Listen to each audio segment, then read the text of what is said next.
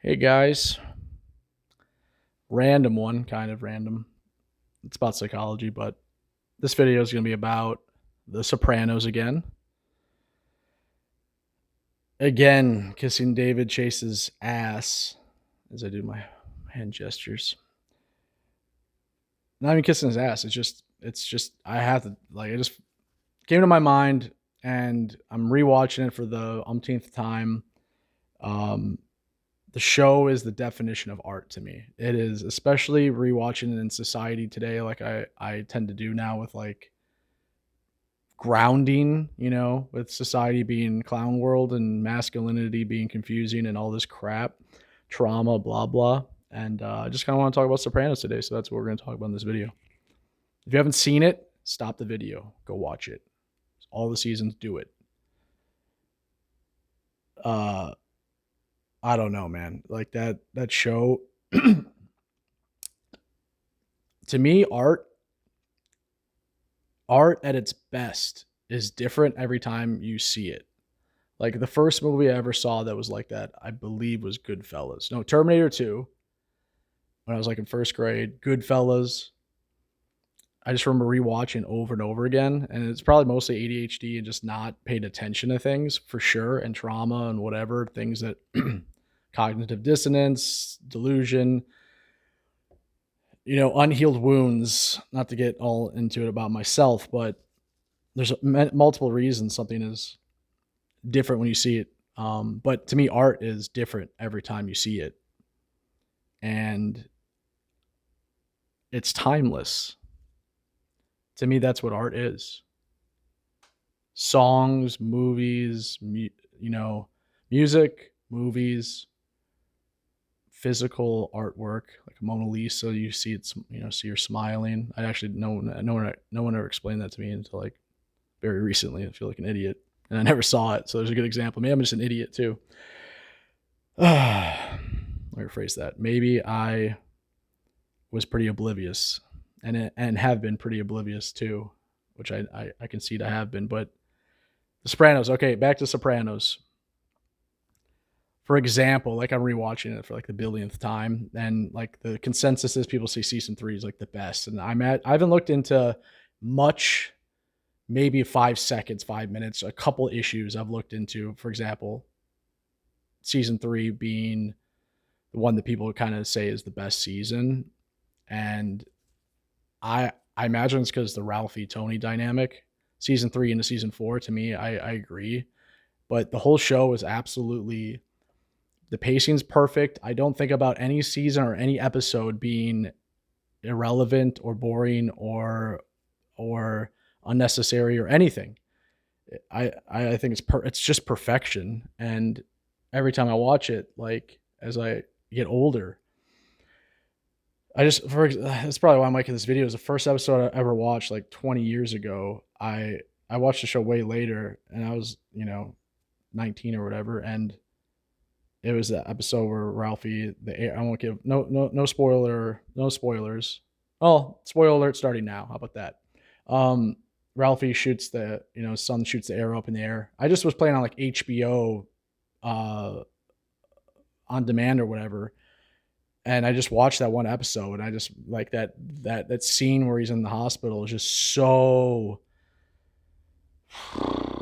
it's so emotional. And I just saw, obviously I cut into I didn't see the show, and to understand the characters, but even still, after I rewatched the show later in life, like I never understood the layers. The layers are insane for so many reasons, because certain things don't come to fruition or come to the surface until you've watched the whole season once. That's why it's like, in my opinion, I don't think you can get the show until you watch it all the way through the second time. Then things start to appear. I don't care how observant you are, because I they had to have gotten really deep into psychology. They had to have hired.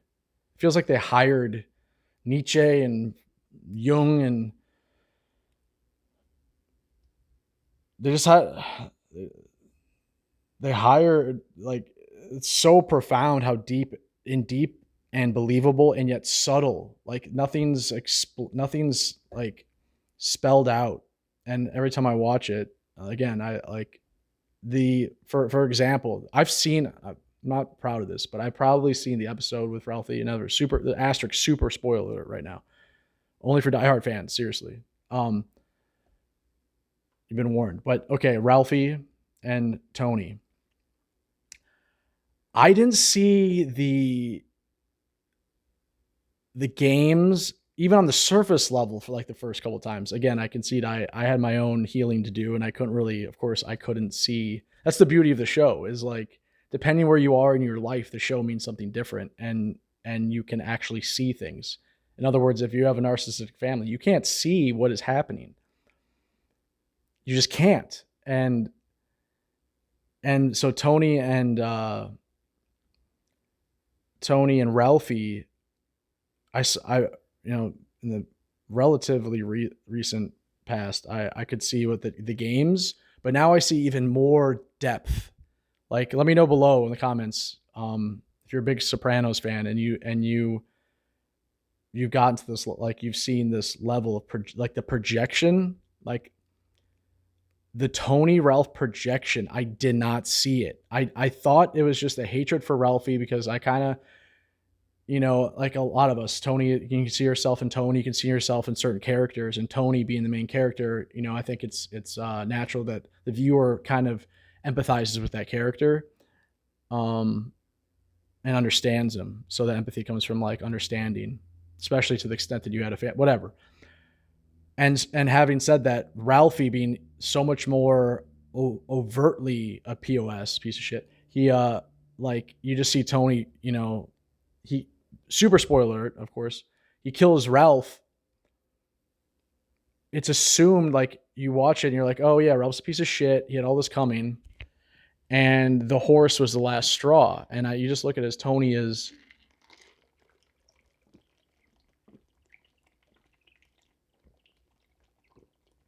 I couldn't help it. And you did that. Holy shit, crap! It's hot up. Look at Tony is just like he's had enough, and Tony just being an animal lover, and that's that. Two things that have come up, especially again. I'm not going to say it again. Spoiler alerts for the rest of the video. Do not watch any further if you haven't even watched the show twice. If you haven't seen it twice, don't watch anymore. This is like honestly Die Hard, like not to be all elitist, but seriously. Okay, if you're a big fan though. Okay, so it comes out at the end that Tony's a sociopath, and it's pretty much that is the general consensus, and I agree, he's a sociopath. Apologies, it's freaking hot out today. And so the way he looks at animals is it's not real. It's a way of him posturing to society that he's a good person. Very, very subconscious, of course. And he brings up the dog getting sat on by Christopher. I know what it's like to lose a pet. Like he's got a virtue signal, essentially is what he's doing. Making it about him virtue signaling. It's two things at the same time. And then with the horse, so that's number one is Tony's project his virtue, for lack of a better term, virtue signaling to society that's not real. Although the ducks, I might just have to think some stuff out because the ducks is it's tricky. All right, so but that's him trying to look good for the anyway. So that's one is the virtue signaling, the subconscious like good naturedness, like projection, like projecting out to the world and to people his good nature. That's number one. And number two, the scene where he kills Ralph is like it's seemingly that Ralph, like it's under the surface, like, oh, Ralph did it. He's a fucking horse. He's like blah blah blah. And he's yelling, and he kills him. In my mind, it's because of the horse, and I think the average viewer, I don't know, I can't read minds, but I for sake of argument, the average viewer will look at that scene as just like Ralph's a POS. He had it coming. The horse is the last straw, right? But this is like the level, like this is the craziness now that I couldn't see it, but the projection, Tony, and and it's funny who you watch the show with. Certain people pick out different things. Some people are a lot more observant, and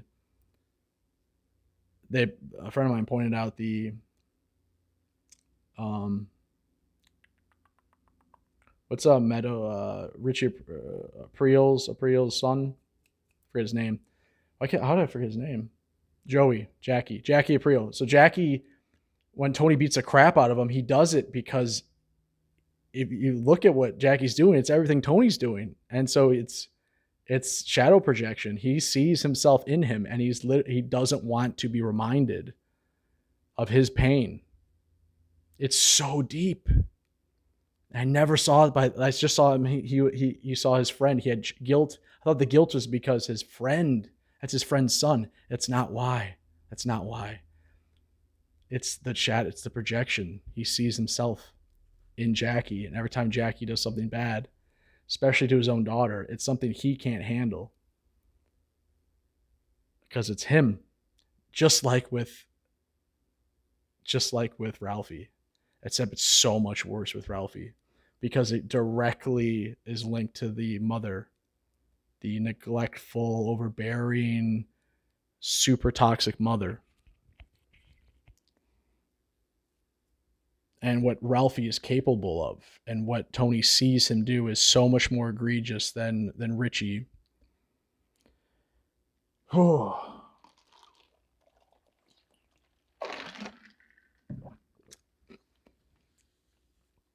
And it's almost like the scene with the horse dying was the ultimate shadow projection because they don't talk about it again. Like it's never official, and I don't look at the forums. I don't look at like people, sopranofan.com. I don't know, like I don't go into that. I'm kind of glad I haven't because it's like, again, it's like art. Like I like to just kind of the song means what it means to me,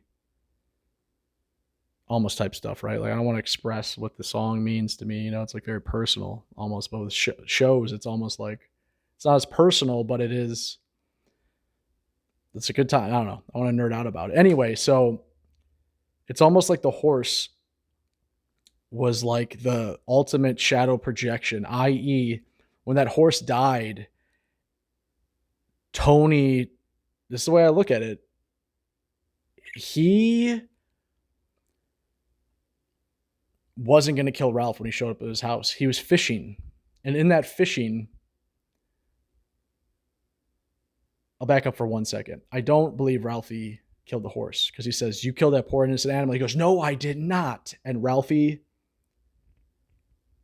although he's a liar and sociopath as well, I believe him. I don't think he did it. And so when Tony, because he doesn't know this, he is fishing, obviously in pain, but the ultimate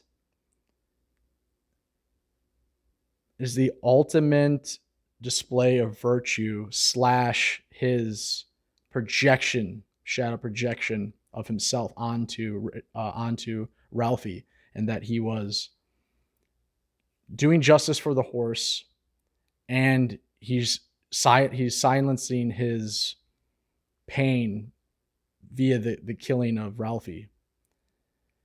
And yeah, it's crazy. It's crazy, the projection stuff. So those are two examples.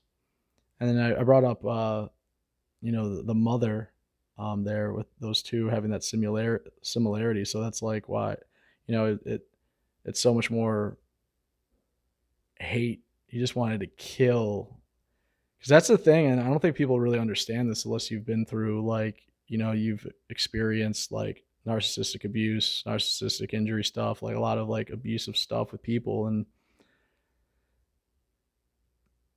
a lot of pain comes from projection. I thought projection was just, again, a lot of these things I thought were very jovial, like narcissism. Oh, you're selfish. Oh, Projection. Oh yeah, you had a bad day and then you take it out on someone. No, no, no, no, no, no, no, no. Trauma bond. Oh yeah, I whatever. I had a abusive sister or something, and then someone else, you meet someone, whatever, like who has that in a relationship or whatever, they had trauma or neglectful parents, and then you, oh yeah, I'm attracted to people that are, characters. That was my excuse. I thought I was like, I'm like the USA Network, characters welcome. No, no, no, no, no, no, no, no, no, no. It's so much deeper. And so the projection, and back to my point is like what people don't understand. I feel like a lot of people like how deep and subconscious the projection is. For example, I don't know. The first thing that comes to my head is like if you're growing up and you're arguing, it's loud and there's arguing happening, chaos of any kind. A parent that where either chaos was very not allowed, was not allowed, or a parent that has a lot of trauma built in their mind up in their mind about like chaos, their unhealed wounds are triggered even from their own kids. They don't even know this a lot of the time, and then they take it out on their own kids, continuing the familial cycle of abuse. It's so ancestral and it's so deep. Um, it's crazy. It's just crazy. Projection as a term, as a notion, as a mental, what do you call it, thing, whatever, I can't think of the word, but it's profound. It's not often what you did, it's what it does to somebody. What, like, sometimes, like, the best example is not even, that's how these personality disorders work, is it's not even often what you say, it's what you admit. Who you are as a person reflects, it can reflect unhealed stuff in other people. It's not about you. Quotes, parentheses, whatever.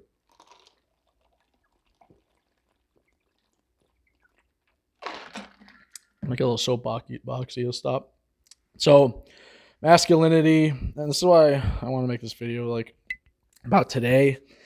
Talk about different characters. Let's go into characters real quick. I'm gonna try and I went on a little long about that, so let's try and just go into like different things. Like so that's Ralphie and Tony, but like so I can't even read my own handwriting. What I wrote down here, I wrote down Sling and Rot. What the hell does that even say? Oh, sibling rivalry. Jesus Christ, it's so bad. So like sibling rivalry, and the what sticks out is like just like what Janice is doing the healing work. She's trying to heal. How jealous familial members can be, especially like brother, sister, close in age. Like, and he just brings up the worst thing he can think of to say to his sister to get her to react. Ugh, so gross, but understandable because he deeply resents her healing her wounds and going to anger management, all that.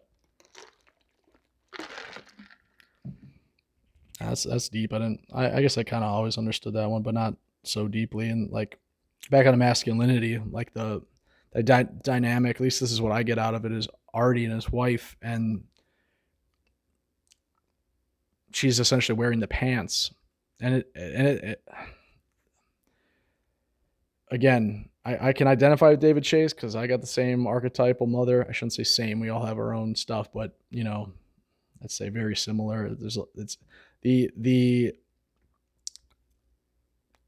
the constant of the show is mothers that are overbearing, are insensitive at best, and completely insane and toxic and damaging and manipulative and sick at worst. Um, Obviously, Tony's mom tries to kill him, so it doesn't get much worse than that. Although I would argue that's almost for sensationalism and TV and to have things that to make things clear, because there are certain things that the nuance and the subtlety won't captivate a viewer the same way, i.e., there are mothers that get their kid to do they take themselves out themselves, one way or another. Those kids, substance abuse, all that stuff. No one talks about, like, really how I don't hear it talked about very much. I didn't mean to get into the segue, but that is a thing, is extremely abusive mothers and how that affects specifically sons. I know it has effect on daughters big time. Often those narcissistic mothers raise narcissistic daughters. It's almost inescapable. That's a tough one, but the way they act towards their sons is enmeshment and emotional incest and all this stuff. It's so unhealthy. And um, again, talking about Artie, the reason I prefaced it with that is because I somehow don't want people to be like, oh, that's not how it works. And I even had a comment recently. Sorry, last commenter. I don't remember what I said, but this is my honest take on my life experience. So having said that, the the situation with Artie and his wife, where his wife wears the pants, and I believe the worst thing in a relationship is a woman disrespecting the man. That is the end of the relationship, and their relationship, it seems to always be a constant. So she will constantly be disrespecting him and being unhappy, wanting him to lead. So I guess that is kind of what I was talking about. Someone disagreed with me. I don't. Breadwinner has nothing to do with it. If a man is not leading in the relationship, it better have started out that way. In other words, if a man is in a relationship with a woman and he starts as the leader and then stops, that relationship is going to die. The woman will inevitably disrespect the man because that's not what she agreed to. Women don't, it's not how I don't think that's how they operate. It has a chance if it started out that way, but one thing's for certain: if there's disrespect on the woman's side, it's the beginning of the end, regardless of leadership. I think some relationships work. They can work long term too if the woman leads from the beginning. As somebody who's done all that stuff, I'm not talking out of my ass here,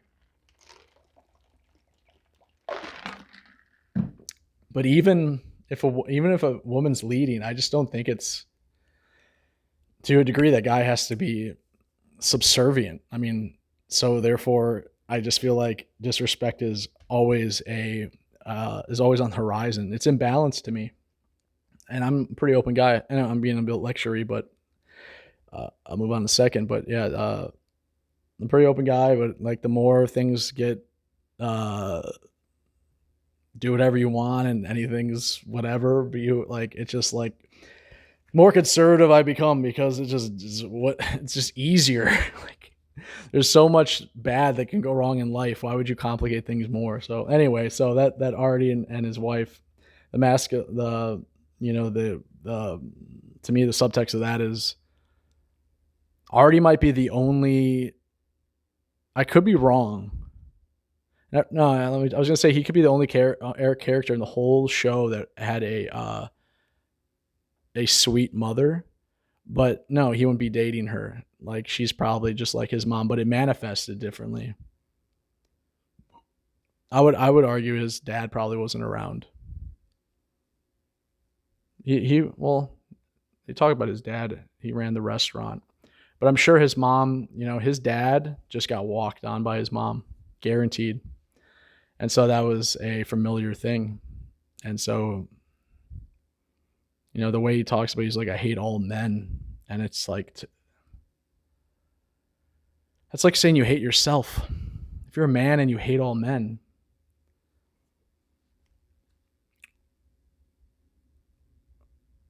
the way I look at that is his dad, he resents his dad so much for not standing up for him against his mother. That's what I would guess. He resents masculinity as a notion because he feels he was betrayed by his father in some way. Something happened there. Otherwise, he wouldn't have that. Anyway, I'm going deep. I didn't expect to go there, but yeah, I guess, yeah. So I guess my last thing, I got little notes here, so that's why I keep looking down. But yeah, wrapping up, I just want to talk about like the levels. Maybe this comes off elitist, I don't care, but this is how it was for me. Like at level 1, it's like Sopranos is about gangsters and good characters and like you got pacing, storytelling. It's entertaining. That's what people, stage 1, and like second level, it's like people like, oh, it's psychology and it's character psychology and maybe about masculinity and femininity, like toxic mothers, narcissism, psychological issues. Then like third level, it's like the human condition.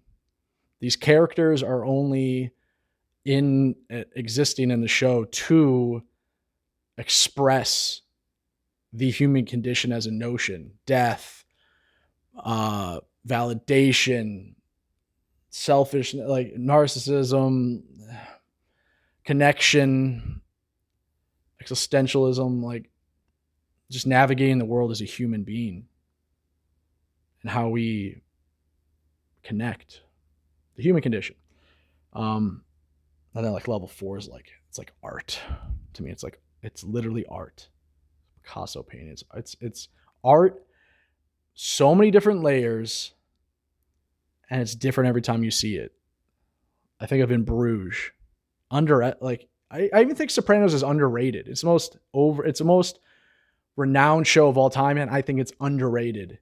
In Bruges is not overrated anyway. It is the most underrated movie of all time. I feel like In Bruges is a masterpiece, just like The Sopranos. It's just what it comes to my mind. There's a billion examples out there. Link below if you're still watching this Sopranos rant. Post below, down below. Post Malone down below. What show or movie you think is a masterpiece and perfect art. But yeah, In Bruges, every time I see it, it's the Cartman triangle in psychology. It's perfectly rescuer, victim, victimizer, rescuer, victim, victimizer. It's unbelievable what that movie did, and it got 1/100th of the credit it deserved. I think it's probably because it was the 2008 crisis. I think it was 2008. Anyway, so yeah, that's the 4th level. It's different every time I watch it. Sopranos is a masterpiece. Those are just some of the scenes that come up in my mind. If you want to post your scene, I'll comment for days if you guys want to talk about Sopranos. If you're still in this video and you like The Sopranos, I will read the hell out of your comments. I love that show. It makes me feel so validated from my own toxic garbage family stuff and relationships and growing, trying to see the forest through the trees. And I don't know. I'm weird. It just makes me feel good when I watch that show. So if you're weird like me, post Malone down below. And we'll talk to you in the next video, guys. Thanks for tuning in and have a good, happy day. Goodbye.